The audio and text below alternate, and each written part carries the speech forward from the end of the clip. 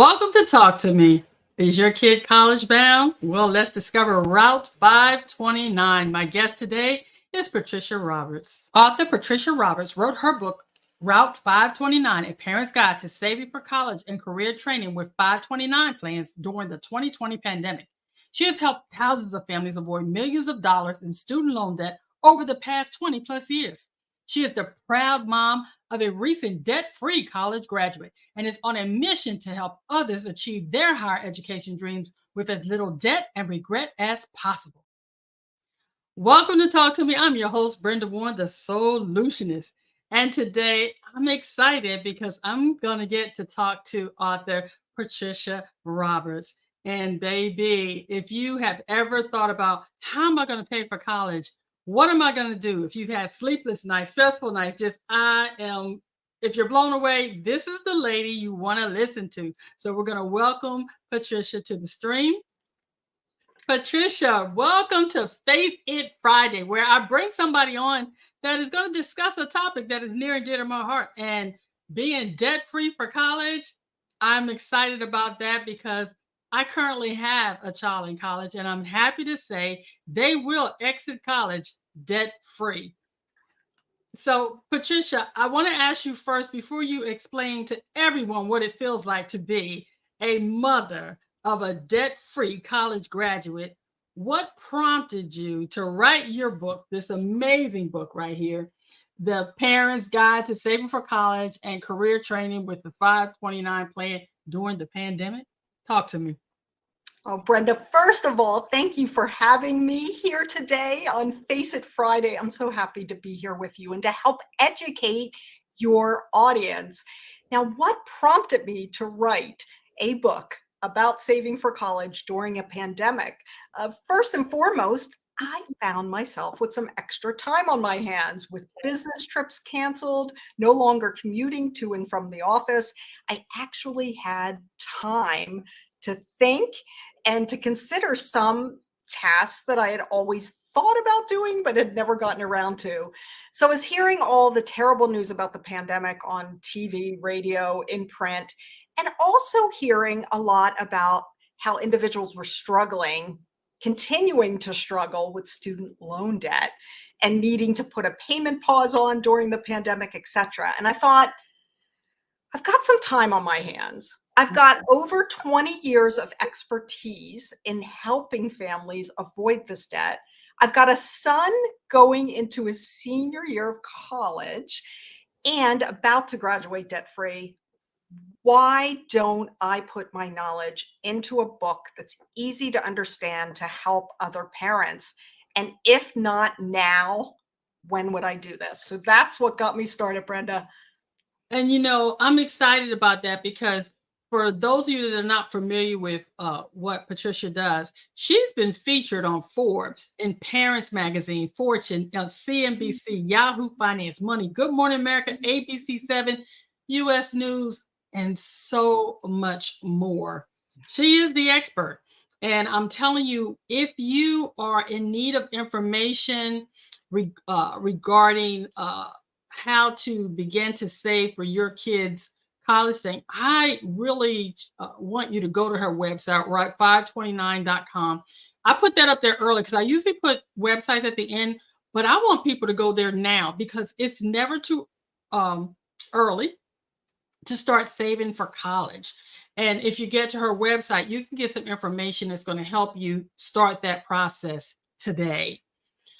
Patricia, having that said that your kid graduated from college debt free, I know that's a weight off your mind, a weight off of their mind that they were able to exit knowing that they owed nobody nothing but love. What was that feeling like for you? Oh, Brenda, it felt amazing, and it feels amazing to this day. Watching my son start out in his career in a very different position than his father and I had been in is so satisfying. It's what I envisioned, it's what I dreamed of, it's what I worked towards ever since he was born, and it's so satisfying to see that come to life. I'm so happy that he is not weighed down in the way that his father and I were. I think I've told you, Brenda, in the past, we owed over $100,000 Mhm. in student loan debt together when we finished our collective degrees. It took us 20 years to repay it. I know that stress. I remember that stress vividly. I'm so happy that my son could avoid it. And now that you're on the other side of paid, that's what I'm calling it. Which I'm excited for you because I know that feeling because each year as Alex goes to school now, I've been able to pay it off because I did prepare. And so Alex, my child, will leave college as well, debt free. But now let's get down for those that are listening. Okay, it's great y'all have it, and that's great. So they're going bravo, bravo. How do you do it? Talk to us about the basics of the 529 plan, which is what you help parents with, and what does that entail? Sure. So, for parents who are concerned about paying for higher education and hear all the talk about just how costly it can be, I want you to take a deep breath. Don't panic. Start to plan. Mhm, Wherever you are in the process, there's so many things we can feel bad about as parents. We've got an awful lot on our plates. Wherever you are in the process, it's never too late to begin. Certainly, it's never too early. And when time's on your side, you've got, added benefits with that. mhm, But wherever you are in the process, stop and begin to set aside some time to develop a plan. Now, one of the best ways, in my view, of saving for higher education expenses is through 529 college savings plans. There are many other ways to save, and my opinion is no matter what you do, just do something. But let's mhm, talk about 529 plans today because that's my area of expertise. It's what I utilized for my own son. So, why are they called 529 plans? They're named after Section 529 of the Internal Revenue Code.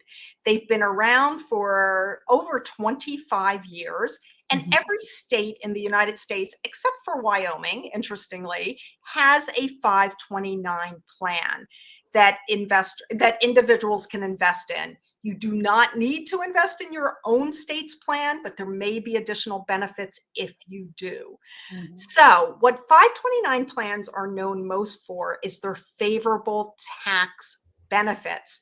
When these accounts grow in value, so when you, Brenda, deposit money into a 529 account and it begins to grow in value, the earnings are not taxed. That's very different than most investments, where if you're in a bank savings account or a mutual fund, you're getting those statements at year end, right? The mhm. earnings, and you must pay tax. 529, you're not paying tax while the money's growing in value. And in fact, when you go to take it out and use it for a wide range of educational expenses, not just college, and I hope we'll get to Okay, that, okay, those earnings are never taxed. So less tax can mean more money for higher education. And there's more. okay. 37 states, I believe it's 37 states and the District of Columbia offer a state tax deduction or credit for those who invest in a 529 plan as an incentive for individuals to save.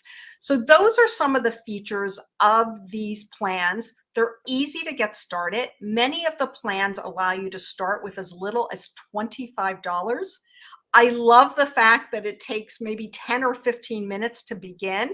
Again, you can start as early as your child's arrival when you've got that social security number and date of Mhm. birth, but you can start anywhere along the line. And what I love about 529 plans is you can invite others to join you on your savings journey. They do allow third party contributions. So let's think friends and family, birthdays and holidays, religious milestones, other celebrations. Those dollars can add up. Now, are those contributions from friends and family, are they deductible for the friends and family? That's a great question, Brenda. I love the fact that you're thinking about all these questions. Yes, in some cases they are, in some Okay, cases they're not. It depends on the state in which you live okay, and the plan to which you're contributing. Some okay. states allow third parties to take a deduction for the contributions made. Other states consider the money that's been put in really to belong to the account owner, and it's their deduction to take in those states that have deductions. So the answer is it depends. It depends, and it's important to know the rules because it may be a greater incentive for some families to say, "Hey, remember, it's like giving a donation to a church or something. It's tax deductible." Or when you give a gift, you're not really thinking of deductions, but that's an added incentive for family members that may be sitting on the fence of if they want to contribute. That hey, guess what? You contribute, you can also deduct this. So that's something everyone should look into. Now, once Absolutely. we've gotten to the part where we've established a plan, if you do it when they're really little, that's a lot of money if you deposit enough for making sure college expenses are taken care of. And even if you start right now, say if your kid is 15 or so, you can still start now and deduct. Is there a limit to how much you can put in a 529 plan? Another good question. Yes, there are limits to the amount that you can contribute to a 529 plan. It varies by state, but most states have a limit that's at least 200,000. Some of the Okay. states go above 500,000. So it Okay. is substantial. And I do want to mention, we talked about third parties and whether they can deduct their contributions to Mhm. 529 plans. I want to tell you something that most people do not realize. You do not need to be the parent of that future student in order to set up an account. Oh, So if you're a third party, you're a godparent, you're an aunt or uncle, you're a family friend, you're a grandparent, you can set up your own account. That child can have multiple accounts for higher education. And in that case, you're the account owner. Certainly your contributions in those states that have a contribution deduction each year or credit will be able to be taken. So you don't necessarily have to give to an account that's owned by mhm. somebody for a child you love. You can set up your own.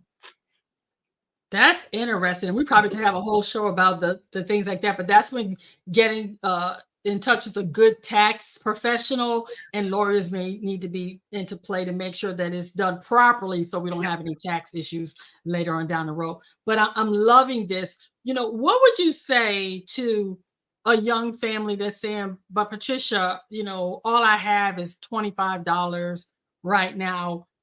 Is it $25 a week, $25 a month? What is the contribution?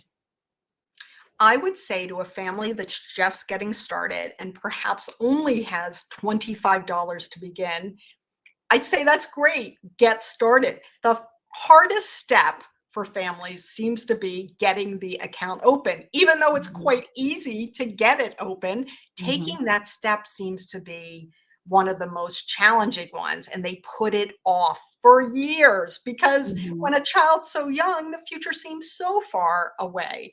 So I'd say whatever you have, if it's $25 that you can put in and that's it, get the mhm. account open. Why do I say that? I say it because once the account's open, others can contribute to it. Think about it.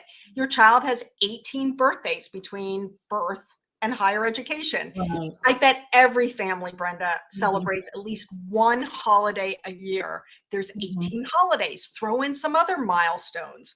And I bet there are 5, 10, 15 people in your life that may welcome the opportunity to make modest contributions into that account you opened. When you're in better financial shape, you can certainly begin to contribute on a regular basis. I suggest people consider contributing from their paycheck. If the money does not first pass your hands, it's less likely to get diverted for another purpose. This is how I saved. And by the way, I started with $25 many years ago. I had just come back from maternity leave. I had no idea how we were going to afford this child. We needed a Mhm. babysitter. We needed a bigger apartment at some point, all this Absolutely. equipment. But we did it. We started modestly. So get the account open no matter how much money you have. And then when you have more money, at times when perhaps you get a raise or a tax refund or circumstances change, your Mhm. child's now out of daycare because they're going to school full time.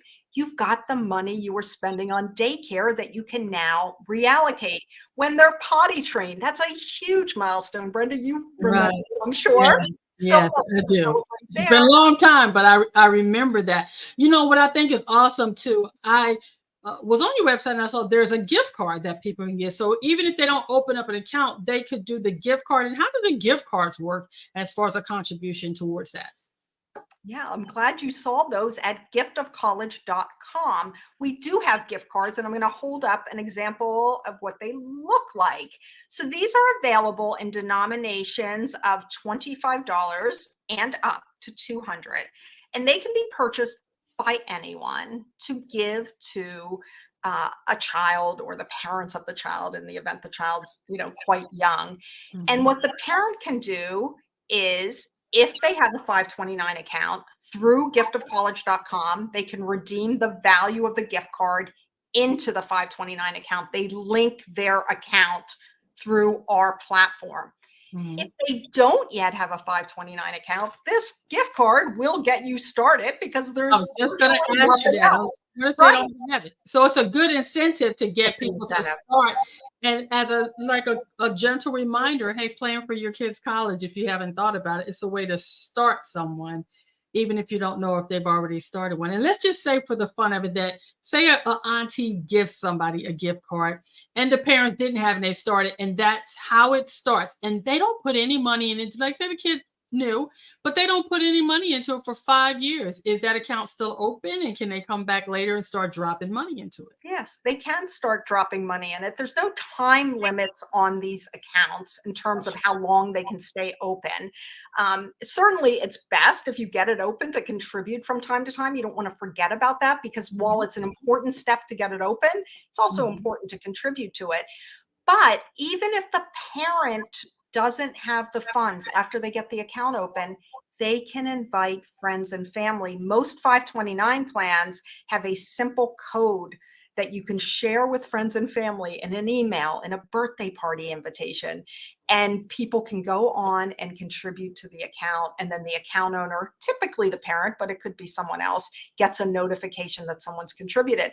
I think people these days, with all we've been through the past 3 years and all the chaos in this world, are starting to be more practical.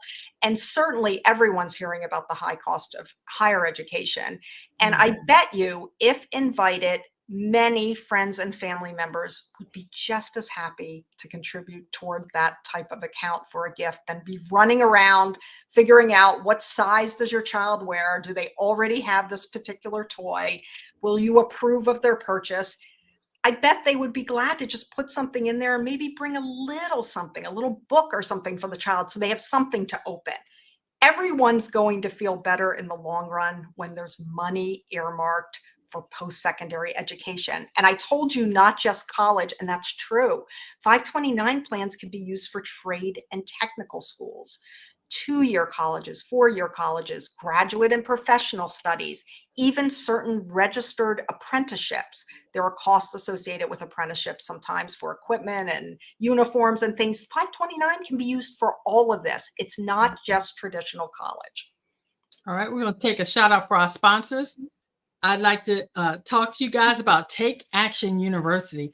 At Take Action University, they only graduate implementers. Go to takeactionuniversity.com and check out all the courses that they have. If you're ready to have some fun and learn something in the process, go to Take Action University, where they only graduate implementers. Patricia, one of the fun things that I really enjoyed about your book were the roadmap aspect of it, and I thought that was really cool that you were taking people on a journey to be able to avoid the debt and the regret. So with that, how important is mindset to getting this process started for your child now, or even when it's a little bit later on when you have the funds to do this? I think it's really very important with any goal. Oh my God, Brenda, you help so many people with goals that they have in mind to achieve them, to implement them. And Mhm. what's important is to start with a vision, start with your why. The mindset is really critical because if you begin with the why of why you're doing this, in the case of my family, my why was what I didn't want to see in terms of my son's experience. My why was wanting to avoid the stress that I and his father experienced when we were students. So we wanted him to have a financially less stressful academic experience. But if you start Mhm. with your why, whatever it is, your child's going to be the first in their generation to go to college, or you're fulfilling maybe even a dream you had of pursuing something in a certain way. Whatever your why is, hold that close to your heart. Make note of it, maybe even do some sort of visual that reminds you of it. And Yeah. then begin to visualize the steps that you need to take to get there.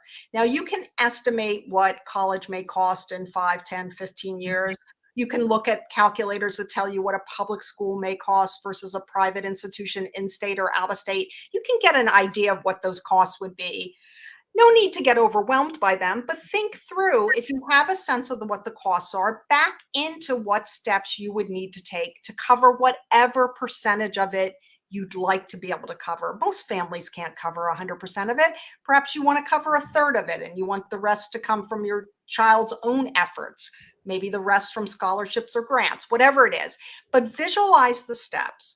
Tell others from an accountability perspective, tell others you're doing this, and Mhm. get other like-minded people with you and invite others to join you on your journey. So I say visualize it, talk about it, and stick with it and stay positive. Don't think of it as you're depriving yourself of something. You're actually on a path to financial freedom. That's something that's empowering. It's not a disadvantage at all. So think of it as a positive, not a negative. Now, how have you suggested that kids get involved in this as well? I noticed that as we're doing the plan, say someone has multiple children, they start each plan, it would take $25 to start the plan. And say maybe they don't have the say they have 3 kids, they the 25, maybe they don't have $75 every month. Once they start the plan at $25, can they put in 10, $15 at a time as they go? Or is the minimum each time $25? Is that an issue?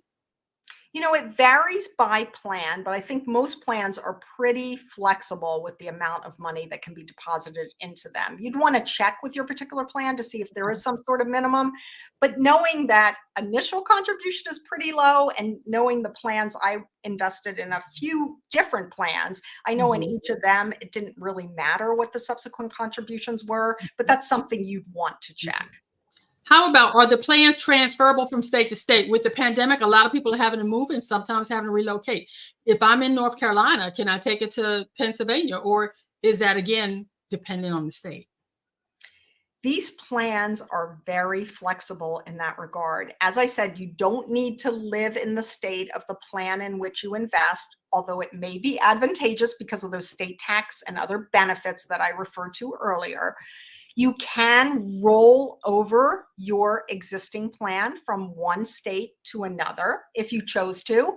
Okay. But if you're satisfied with the plan you're in, and if the state to which you're moving doesn't really have any particular benefits for investing in theirs, you can keep your plan. You can also keep your existing plan and start a new one in the state that you're in. Perhaps you're moving to a state that has a state tax deduction and you'd like to be able to obtain it. And Mhm. many of the states want you to be in their plan in order to get that deduction. There are 9 states that allow you to be in any plan to get the state tax deduction. Okay. But you can check into what's there and you can have a second 529 account. Nothing wrong with a little diversity in terms of the investments. And Mhm. you can do it that way as well. Now, I heard you say earlier about getting it deducted from your payroll. So, how can employers or how do they play into the 529 plan? Brenda, I love your question about employers because they can and do play into 529 benefits. I love working it with employers because it's one to many, right? Mm. Versus one-to-one consumers. Through an employer, you can get to many, many different families and households and people of various circumstances. So how can employers offer 529? One thing that they can do is have persons like myself, subject matter experts, come in and educate their employee base about 529 plans. You could do it firm wide. You could do it pursuant to an employee resource group. Perhaps there's a parenting resource group or a group Mhm. that would be particularly interested. So one is education. Why is education important? Nearly 65% of Americans do not know what 529 plans are and how they work. And even those who do think they know don't know all of the specifics. So that is priceless for an employer to bring someone in and educate their workforce about the existence and usefulness of 529 plans. Employers can go a step further. They can set up payroll deduction to these plans. Individuals who contribute to 529 plans through the workplace contribute 75% more than those who are contributing after the money has passed into their hands. So say from their own checking or savings account. That's a great way employers can help. And then further, employers can match contributions into 529 plans as they do for retirement. They can begin to do this. And then beyond that, a very easy lift for employers is to offer a gift card for a 529 account when an employee's family expands in size, when they welcome a new child to the family. Let's skip those silver spoons, the $150 flower arrangements, whatever it is we're typically giving. Some employers are thinking, wait a minute, let me get this employee on a path to financial wellness and let me start them with their first contribution. So I've seen employers do everything from $50 to $1,000 for their employee when they're going out on a maternity or paternity leave. So those are the various ways employers can help. Now that seemed like something very doable for entrepreneurs, small businesses, and the like. Do you go into businesses and have conversations with employers and their employees about the 529 plan, or is it that they have to go to your website? No, I definitely go into employers, physically into employers now that things are better from a health perspective around our country, and certainly by way of Zoom and other types of meetings. I'm always talking to employers, and employers are always inviting me to address their employees. And boy, do employees have questions about this topic. And I'm so happy as a subject matter expert, as a mom who's been there, to be able to answer those questions. So through giftofcollege.com, my email is Patricia at giftofcollege.com, or through you, Brenda, or elsewhere. People can reach me if you'd like me to come in and educate your employee base, your community organization, whatever the case may be. I'd be happy to consider doing that. Absolutely. And so I would like to ask, what is the biggest misconception people have about the 529 plan? One of the biggest misconceptions about the 529 plan is that it's just for college. These are called college savings plans. So, of course, you're going to be confused about that. People really do not realize that their use is so much broader than that. That's one misconception. Another one, Brenda, is that somehow you're going to lose the money if your child does not pursue higher education. That couldn't be further from the truth. The money always belongs to the account owner. And that's a great feature of 529. The child doesn't get their hands on the money ever with 529. The account owner controls those disbursements. But if your child is taking a pause or decides they're not going, or they get a full scholarship, whatever the case may be, and you don't need the money's always yours. You can change the beneficiary with no tax consequence, no penalty, to a member of the family. You can use it yourself if you happen to be the child's parent or a member of their family. Switch it to another child, save it for your child's future children. You can use it for a cousin, aunt, uncle, all the way up to grandparent, all the way down to future student. And if you really, really have no one that could possibly use it, you can roll it over starting in 2024 to a Roth IRA for the beneficiary's retirement. So that child who didn't need the money for college could get really a little bit of a start on retirement as well. And there are other things you can do, but the money is never lost. I just want to stress that. That is amazing. If you are looking to get Patricia's book, it is The Parent's Guide to Saving for College and Career Training with 529 Plans. You can get it at www.route529.com, or on Amazon, where it's available also, or at giftsofcollege.com. The main thing is to get the book, start planning now, and make sure that your higher education bills are not a debt and that you have no regret. Patricia, I'm so glad you've been here today. Tell me, how is what you've been doing over the past 20 years, even before you wrote the book, helping you live your best life now? Wow. Great question, Brenda. How is what I'm doing helping me to live my best life? Raising awareness and helping others is extremely satisfying to me. I've always been a champion. I've always been an advocate of sorts. I absolutely love both writing and speaking. So sharing knowledge in the way that I have, publishing a book for the first time has really, really uplifted me. And I do feel I'm really leading my best life by doing work that I absolutely love, that I absolutely know is helping others. Oh, well, thank you. And for those of you that watch, you know it's time for the tap in. We're going to tap in to Patricia and to the Route 529 plan. And how do you do that? Tap in is the 5-step strategic plan for making sure you can close the gap between your desire and your reality. If it is your desire to send your kids to school debt free without regret and to plan accordingly well in advance, then let's tap in. What's the first thing you need to do? You need to transform your mindset to know that it's even possible. That's the first stuff, to know that your child does not have to incur the college debt that you did. Or if they're the first person to go, that you can provide a way for them to go and exit debt free. That is possible. That's number one.